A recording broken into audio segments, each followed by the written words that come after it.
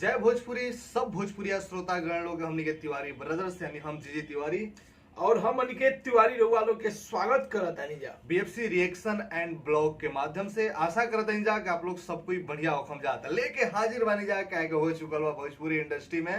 खेसारी लाल यादव के बहुत दिनों के बाद एंट्री। बहुत बड़ धमाका जो गाना का नाम बा इश्क। जौन के पहले आप लोग बीच में पोस्टर आइल फिर सॉन्ग आइल बवाल भी भइल एक बाद फाइनली वीडियो आज आप लोग के देखे के मिल गई बात आप लोग के बीच में लेके हाजिर हो गई बन जा हमने के Tiwari brothers reaction BFC channel के माध्यम से। तो चलिए रिएक्शन शुरू कर जाओ। पहले आप लोग से एक बारे में बता दी कि लिरिक्स एक यादव राज जी लिखले बड़े, म्यूजिक विनय विनायक जी दिले बड़े, विनय विनायक जी लॉलीपॉप की जो म्यूजिक दिले रहन विनय और विनायक खेसारी लाल यादव और कनिष्का नेगी के मधुर आवाज दीपेश गोयल जी जोन की आजकल जितना भी खेसारी लाल यादव जी के पिछले दिनों के जोन भी हाई बजट के गाना आइल बड़े से सबन के हुए डायरेक्शन के लिए बड़े खास करके स्पीड रिकॉर्ड से जोन आइल बड़े। तो रिएक्शन शुरू कर जाओ। देखल जाओ क्वेश्चन बका के बेकरार बानी सच बताओ दिन हर बार कहनी आप लोग से ये वीडियो के सिर्फ हम देखले बानी के आइल बस सुबह से लेकिन नहीं की दिखले कंट्रोल कइले बानी और अभी 3 बजे जा मजा आई नु देखे में जब हम के साथ देख ले तो मजा आई। अच्छा बात नहीं देखेला फर्स्ट बार देखल जी तो जौन चीज देखी वे मन से निकली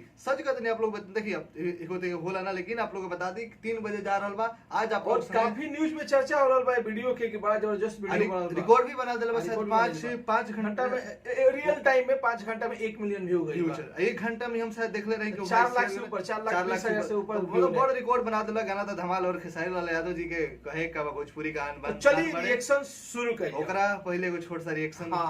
रिक्वेस्ट करनी आप लोग से आपके भाई भी थोड़ा गाले वाला मैया की कृपा से बस तनी ऐसा अपना दिल में भाई के भी जगह दी जा सपोर्ट करी जा। हमारा नया साल के गाना हमारा ऑफिशियल चैनल जीजी तिवारी जी ऑफिशियल पे आ गेल बा और गाना के डिस्क्रिप्शन में लिंक भी बा आप लोग हमारा ऑफिशियल चैनल में सब्सक्राइब कर लेम जो ऊपर बाटे गाना सब कुछ आप लोग ऑडियो वीडियो सुने के मिली। तो ज्यादा देर ना करते हुए रिएक्शन शुरू करिए।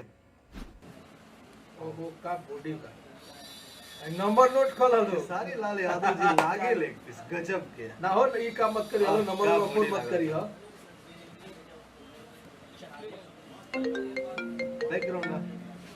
अच्छा वीडियो देख के दिल खुश हो जाता है कि भोजपुरी स्टार के वीडियो ऐसा भोजपुरी में हीरोइन लोग के लागल कम बात बता चेहरा पे देख हंसी आवत है अंदर से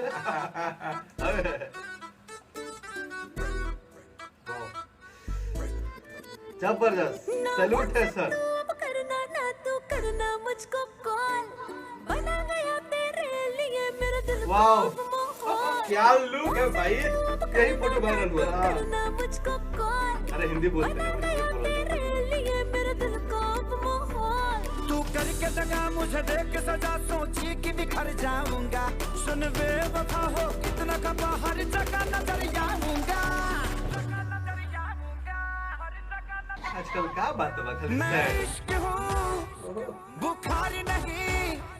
जो दवा से उतर जाऊंगा क्या एनर्जी था बॉलीवुड में अभी नहीं पक्का कहता नहीं जबरदस्त मैं इश्क हूँ अच्छा बुखार नहीं ओए जो दवा से उतर जाऊंगा का स्टेप पर डांस किया भैया दिल खुश हो गए।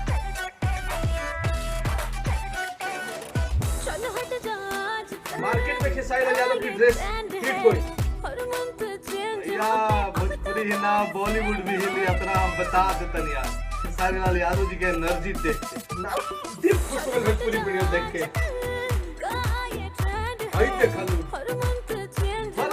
शूट कर दे मेरा बॉडी भी बना ले वाले सुन प्यार किया था मैंने न किया पंजाबी धुन पास और एक दिन बेबी तुमको हो जाएगा एहसास सुन प्यार किया था मैंने भाई बड़ा मस्त लगा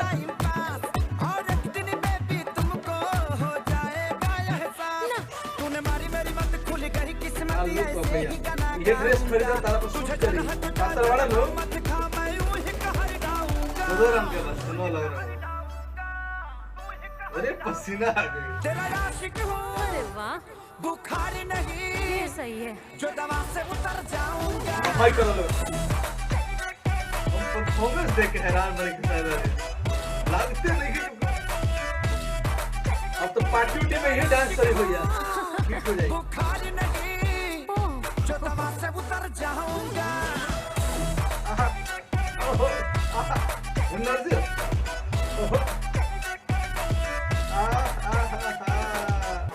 अभी तक इसकी वैक्सीन नहीं बनी है। नहीं भाई, कभी ना बनी, कभी ना बनी इसके वजह से। कोरोना से खतरनाक बीमारी लागत, लेकिन कोरोना को भी तो बने साथ बन गिल बा। और भाई दिल खुश हो जाता हाथ वीडियो जोड़ देखने के के बाद। विनती करब, हाँ। तनिको भी जात बात, तनिको भी हौ हिंकर फैन मत करब ना जा। करम जा। इस सब गाना के सपोर्ट करी जा, ई खुश मनाई जाए। काहे से कि भैया स्टार के इतना जबरदस्त परफॉर्मेंस खेसारी लाल यादव जी अंदर उ टैलेंट बा जे सिर्फ भोजपुरी के ही देखिए भैया टैलेंट बॉलीवुड हिल से ना हम का कहता नहीं कि जब इस टाइप के वीडियो आवे, इस टाइप के गाना आवे, तो आप लोग ये मत जी कि हम हिंकर फैन है, हम हे जात कहे हे जिला सही जात बात जिला बात और फैन से ऊपर उठ के इस सब वीडियो के इतना प्यार दे दी जा कि आज स्पीड रिकॉर्ड भी भैया पंजाब की कंपनी है लेकिन भोजपुरी में काम कर भैया, तो स्पीड रिकॉर्ड जैसे नहीं हजारों कंपनी आके भोजपुरी में काम करस, तो आप लोग वीडियो के ऐसा वीडियो के खूब प्यार दी जा, खूब देखी जा। अनिकेत बात जोन बाटे सबसे बड़ी जो देखो कि हमने के हिंदी गाना सच में हाँ रहल आदमी दिल्ली सब कुछ दिल्ली में, हिंदी हाँ। बोलबे, लेकिन हिंदी गाना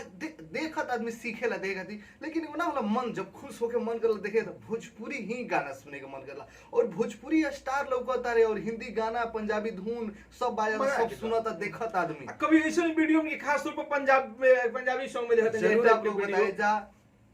आप लोग सच बहुत सपोर्ट करिए खेसारी लाल यादव जी का और ऐसा गाना के, ताकि ट्रेंडिंग में गर्दा उड़ा देवे। सबसे बड़ी बात बा कि जोन इतना बढ़िया से, तो हम पहले सबसे तारीफ कर हम ड्रेसिंग डिजाइनिंग जो बाहर ड्रेसिंग डिजाइन अच्छा लगा हमको। इतना बढ़िया ड्रेस मन करता जाके बाजार में सब मिली तो खरीद ली, तारा पर खजाना शुरू करी हम तो भैया मोटा मोटा बनी जा। हमेशा खेसारी लाल यादव जी से एनर्जी ड्रेसिंग, अब जोन भोजपुरी पहले आवत लागत रे का मतलब अच्छा, अब जोन आवत भोजपुरी गाना से इंस्पायर ओ होके इने मन तो एक करता। भाई केहू भी अब देखिए खेसारी लाल यादव जी की ड्रेस जोन अब देखनी है पहले हाँ। बड़े या हमारा एकदम अच्छा लागला लागला। कि ऐसा खरीदे के बाद ऐ सब ड्रेसिंग जोन होला हाई लेवल के, जैसे आप लोग बॉलीवुड प्रोफेशनल काम साउथ करेले, में देख रहे हो, प्रोफेशनल लोग काम करेला। ये प्रोफेशनल काम काम। ये ओरिजिनल इमे लागत है कि हर आदमी मेहनत के लेबा, इमे सिर्फ वो खेसारी लाल यादव जी के मेहनत नहीं की ना तो भैया director dancer choreographer dress design सबके कैसन पहनल जाई कैसन का स्टोरी एगो खेसारी लाल यादव के तैयार करे में पीछे कई लोग लागल होई, और पहले भैया देखते रही कि चाहे सुपरस्टार होगा चाहे नॉर्मल कोनो नया सिंगर होगा, कॉन्सेप्ट विवेक सिंह एगो- लिखल बाटे, हाँ। कॉन्सेप्ट विवेक सिंह एगो चल जाए फार्म हाउस बुक कर वीडियो निकल जाता है, वीडियो देख के दिल खुश हो जाता।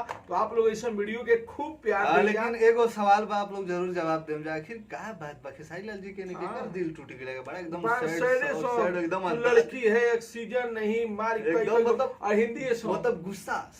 लगा था कि गुस्सा निकल रहा बा, गुस्सा निकल रहा बा। हर एक गाना कुछ कारण भी बाटे, आजकल माहौल भी बाटे, हर एक आदमी के साथ कुछ ना कुछ धोखा तो बात का कल है कि ऐसा रोग बाकी कर कभी वैक्सीन नहीं खाएगा वैक्सीन नहीं तो भाई आप लोग रिएक्शन कैसा लागल जरूर बताई जा, बाकी ऐसे ही भाई लोग सपोर्ट करत रही जा, हमनी के रिएक्शन इतना देम जा भोजपुरी अंदाज में ना पूरा बिहार यूट्यूब पे उड़ा जाए, ठीक बा, और आप लोग के डायरेक्ट दिल में घुसम दाता ना गारंटी अपना देबे नहीं। और आप लोग बता दी कि एक गाना के ओरिजिनल सॉन्ग के लिंक भी डिस्क्रिप्शन में उनके देले जा, भैया के भी गाना के हम लिंक देले बानी, आप लोग प्यार दी जा और ऐसा कुल वीडियो के आप लोग खूब सपोर्ट करी जा। हम आप लोग हमेशा सपोर्ट करतम, चाहे न्यूज हो के Bhojpuri fans club Bhojpuri world आज रिएक्शन आप लोग के बीच में लेके आवत नहीं, और उस दिन में बहुत कुछ आप लोग के देखे मिली और भोजपुरी आप भाषा लोग में। कंट्रोवर्सी जिलावाद जातिवाद से बच के आप लोग खाली भोजपुरी खातिर अपन सपोर्ट बनाई जा, हर वीडियो के हर कलाकार के खूब प्यार आशीर्वाद दी जा, और बड़ा जबरदस्त वीडियो बा इसके के हमने के रिएक्शन आप लोग के कैसन लागल, वीडियो आप लोग के कैसन लागल राय जरूर ही बताई जा, और चैनल के सब्सक्राइब कर लीजा और घंटी वाला बटन जरूर दबा लें जा कि कभी भी हमने के रिएक्शन डाली जा तो आप लोग के पास पहुंच जाए वो वीडियो, तो आप लोग बेल आइकन के जरूर ही दबा लें जा। चलिए मिलते हैं अगला वीडियो में अगला रिएक्शन तक, अपन ख्याल रखी जा, जय भोजपुरी एकता बना के रखें।